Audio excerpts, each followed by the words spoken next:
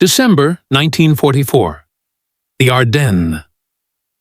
Snow fell in heavy, wet silence, each flake landing on the still warm metal of burnt-out trucks. The forest was thick with smoke and disbelief. German infantry, scattered along a frozen ridge, watched as the fire below refused to die. They had hit the American column with everything: artillery, mortars, anti-tank guns, and yet the tanks kept coming. Out of the haze, through curtains of drifting snow and flickering flames, came the silhouettes, Sherman tanks, their armor blackened, their tracks grinding over bodies of fallen trees and twisted steel. A machine gun barked from a turret, not wildly, but in control. Calm, precise, unhurried. Private Hans Keller, 19, crouched in a shell crater, gripping his rifle so tight his knuckles turned white. He thought the Americans must have gone mad. No one should drive through that kind of fire.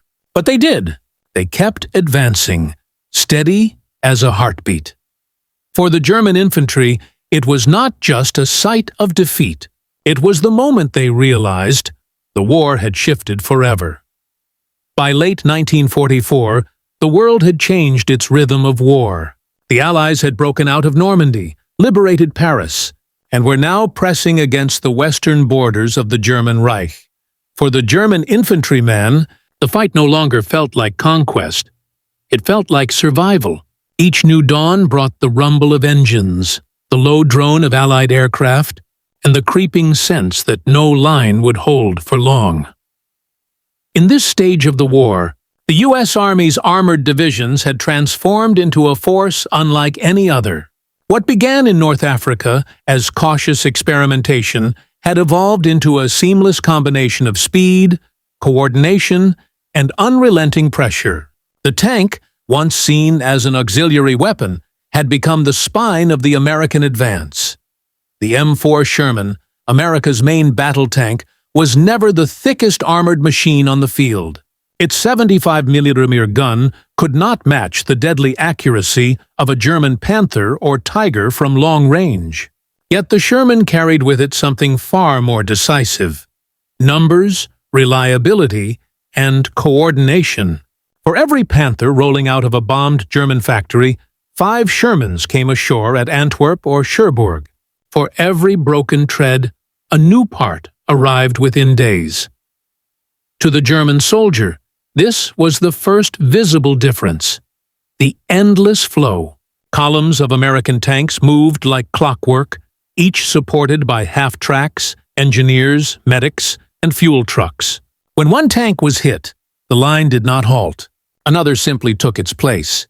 The fire never stopped. The movement never slowed.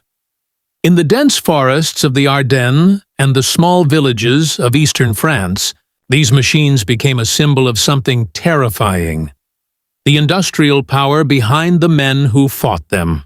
German infantry were used to fierce battles, but they were not used to fighting an enemy who seemed to absorb every loss and return stronger the next morning.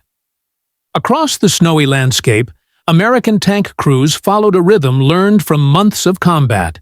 They advanced in platoons of 5, each maintaining radio contact with infantry scouts. The coordination was methodical, almost mechanical. A tank would cover the next one's flank as GIs moved between wrecked barns and cratered roads. Behind them, supply convoys stretched for miles, ammunition trucks, fuel carriers, and maintenance crews keeping the advance alive. For the Americans, it was not just courage that pushed them forward. It was organization, a web of logistics and communication that no Axis army could now match. Field radios crackled in English across the entire front, connecting artillery batteries, tank commanders, and air observers into a single fluid network. On the German side, chaos reigned. The Luftwaffe's presence was nearly gone. Roads were choked with refugees and retreating units.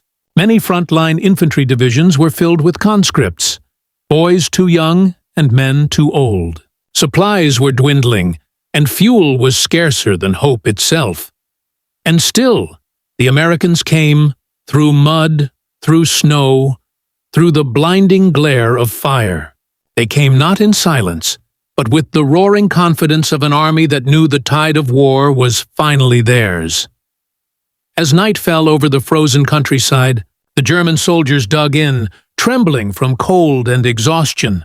They had seen tanks before, in Russia, in France, in Africa, but never like this. These tanks did not pause when hit. They did not retreat under artillery. They advanced through it. And somewhere in the darkness, a young German officer whispered what many already knew. If they fight through fire, what can stop them now? The question lingered in the frozen wind, unanswered, a quiet prelude to the battles that would soon turn entire divisions into ghosts of steel and smoke.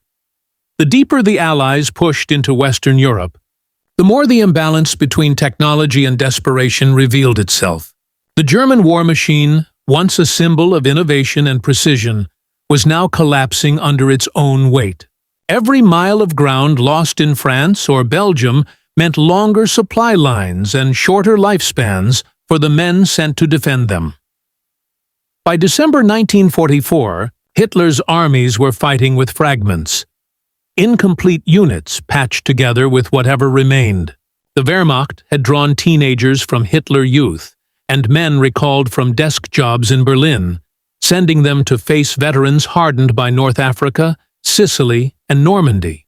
The enemy that stood before them, the United States Army, was not the same force that landed on the beaches 6 months earlier.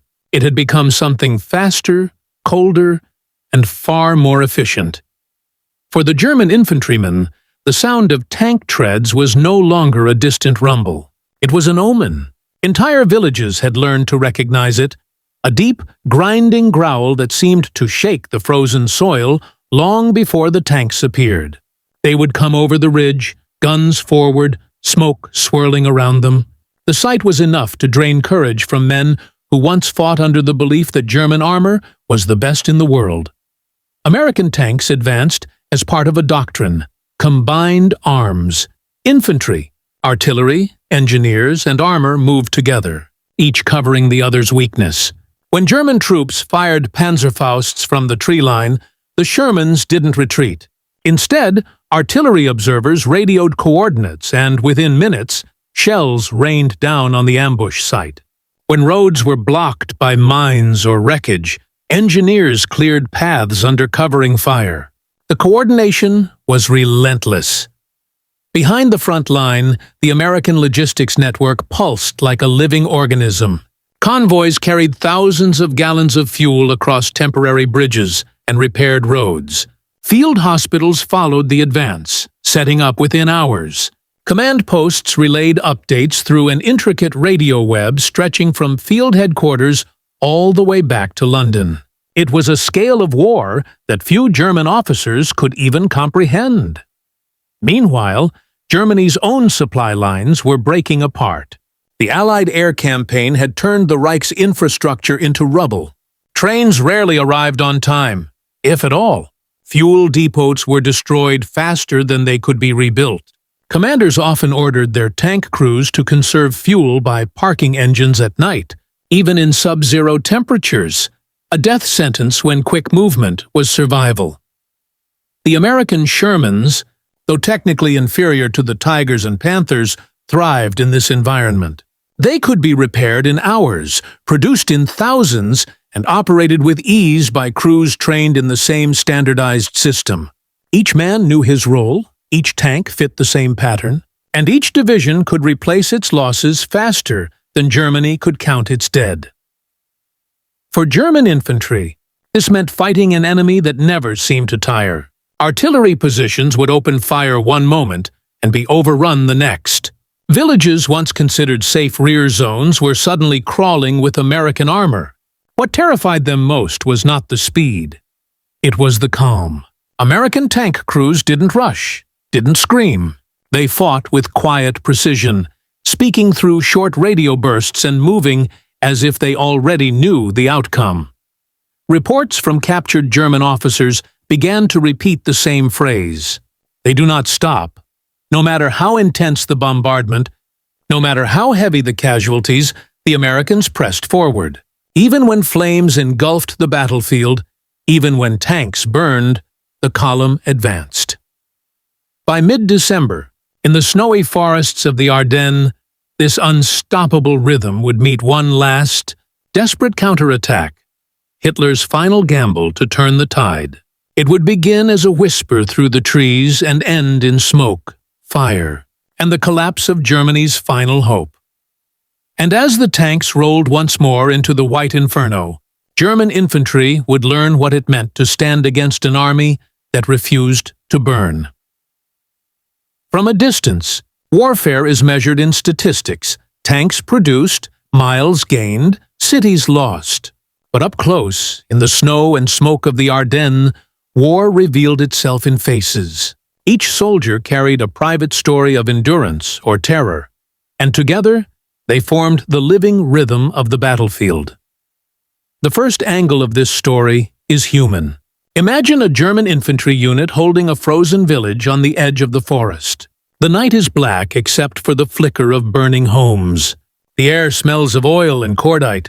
These men have been fighting for days with little sleep, little food, and less faith. When the sound comes, that deep metallic thunder rolling through the fog, their stomachs tighten. They know what it is. They have heard it before. Tanks. American tanks. Through binoculars, a corporal catches sight of movement. Faint lights, shifting silhouettes between trees. Then the artillery begins. Shells fall not randomly, but with terrifying precision, as if guided by unseen eyes. That calm unnerved their enemies. Reports from captured German soldiers later described American tankers as unshakable.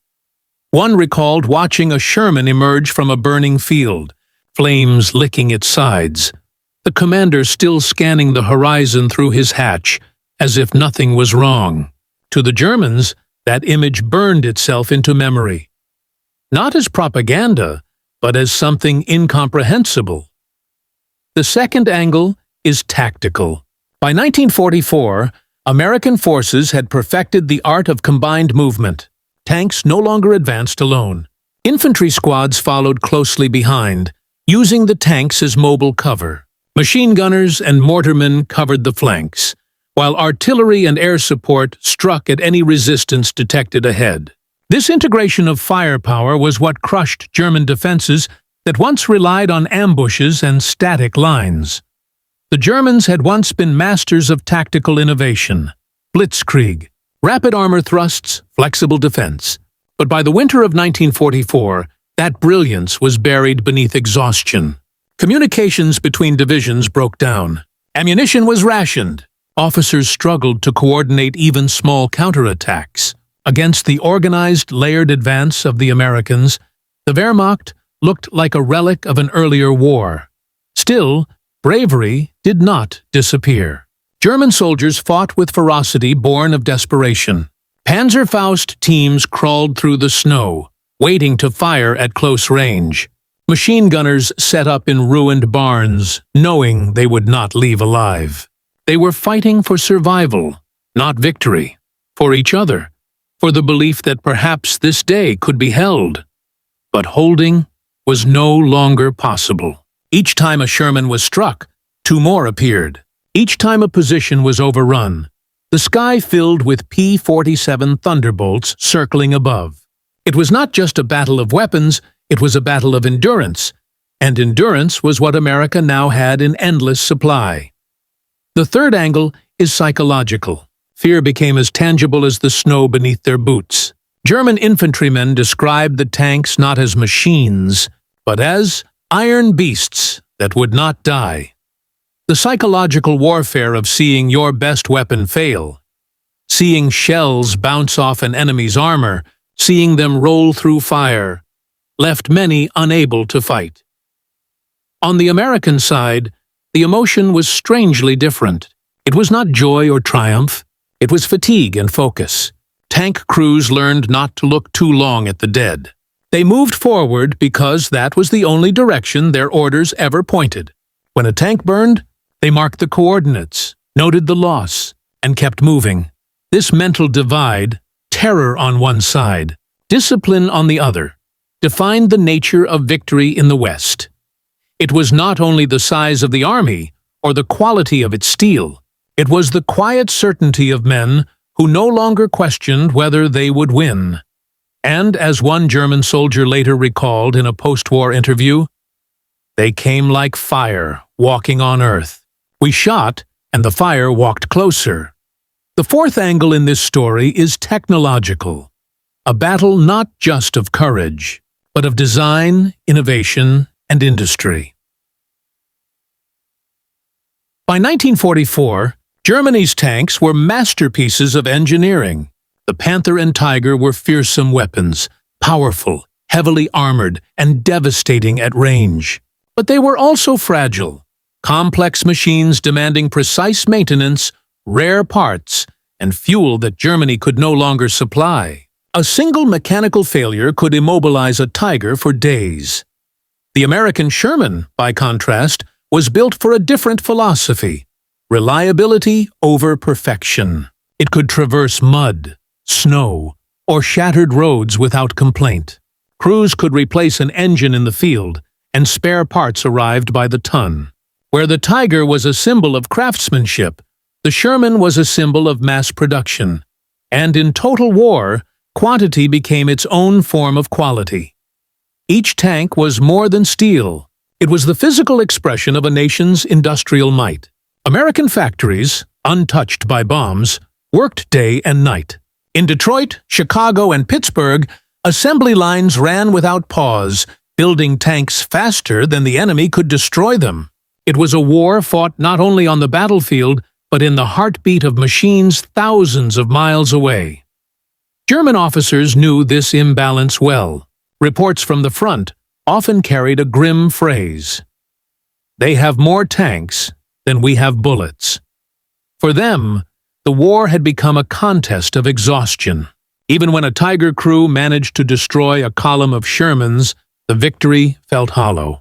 Within hours, more appeared on the horizon. The fifth angle lies in leadership. American commanders like General George S. Patton understood the psychology of movement. To him, tanks were not merely weapons, they were instruments of momentum.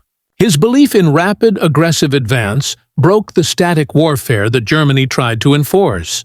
Patton's Third Army moved with such ferocity across France that it often outran its own supply lines. And yet, even in moments of logistical strain, the drive never stopped. German commanders, meanwhile, were shackled by Hitler's interference. Orders came from far behind the front, often detached from reality. Retreats were forbidden, flexibility punished.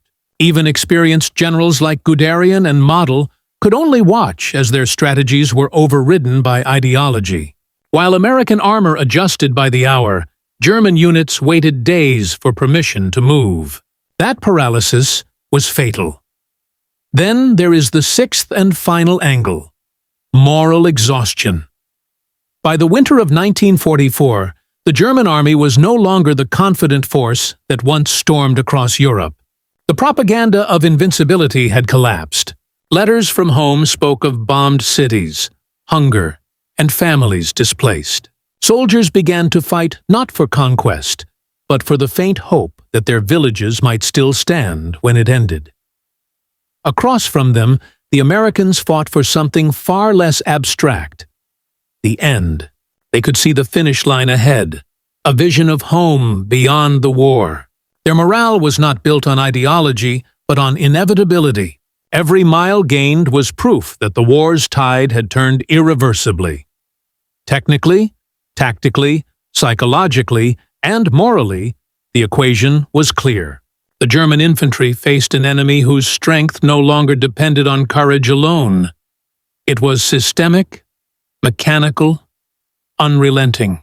To fight the Americans in those final months was to fight against a machine that learned, repaired, and advanced faster than any human could resist.